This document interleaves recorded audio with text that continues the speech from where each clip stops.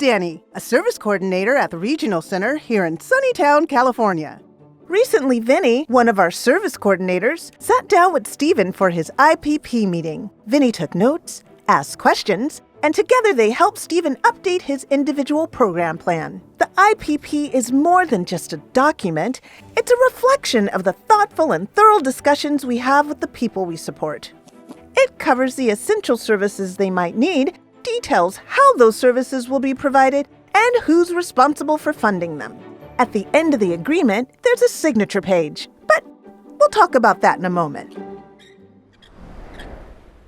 The IPP guide was designed to help hundreds of thousands of people with IDD and their circle of support examine and imagine what services are available to provide the kind of life they want. Some already have a clear picture of their goals, while others might need more time and guidance to discover what they need. That's where you come in. As service coordinators, we employ person-centered thinking to guide the planning process. We need to listen carefully and ask in-depth questions to ensure each person's plan reflects their true desires. Since there's such a wide range of goals, they're organized into 12 essential life areas. This ensures every aspect of their lives is thoughtfully considered and addressed in their IPP. For instance, an important life area for most of us is housing. In Steven's case, we discovered that he wanted to live outside his family home and at one of our licensed residential houses, Sunny Oaks. Luckily for Steven, there was an opening, so Vinny arranged a tour. You wouldn't move into a place sight unseen, and neither should the people we support.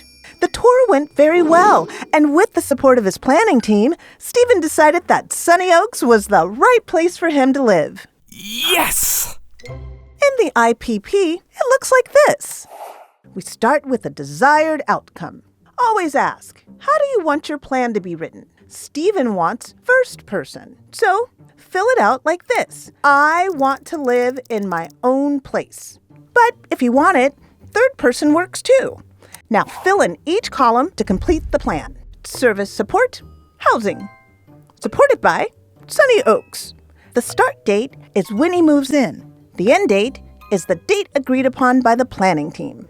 How much is one unit? In housing, each unit equals 1 month living there. And how often?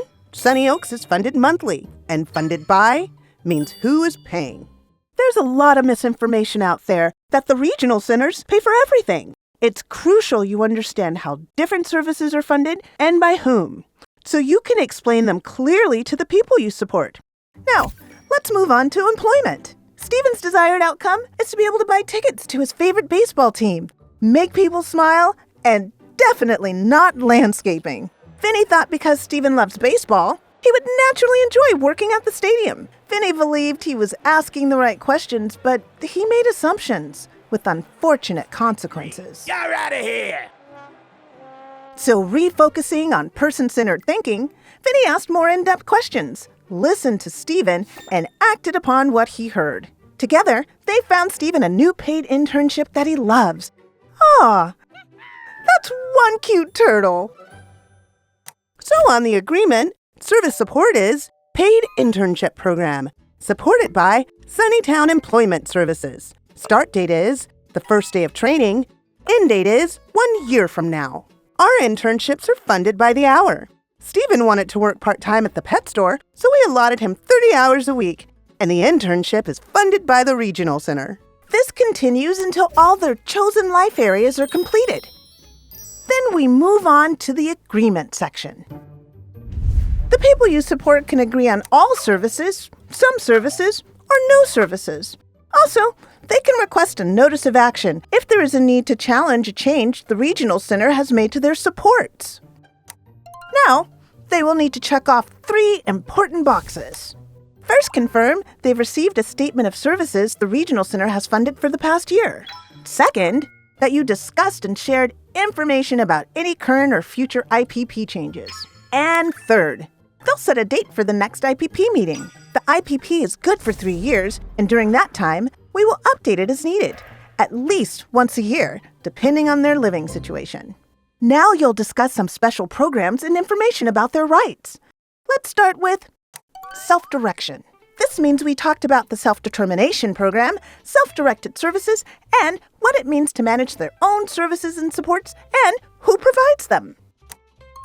Section 4731 of the Welfare and Institutions Code requires regional centers to have a process available for people we support if they have grievances about the regional center or a service provider. The whistleblower policy means that the people we support are protected if they anonymously report illegal or improper activity anywhere they receive services. California says opportunities for competitive integrated employment shall be given the highest priority for people with IDD. As service coordinators, we should prioritize employment as soon as someone is eligible and wishes to work. This is a great opportunity to partner with our school system. And the regional center is obligated to help individuals with IDD who are eligible register to vote. Everyone has the right to be heard. The regional center can develop a transportation access plan to help an adult safely utilize public transportation if they are able. If not, we'll provide transportation to day services or work. We've now walked through the IPP step by step. There's only one thing left to do. Sign it. Once those signatures are in place, everything we've discussed becomes part of the IPP. And every time the IPP changes, everybody needs to re-sign the agreement. Remember, person-centered planning isn't about creating better paperwork. It's about helping to create better lives.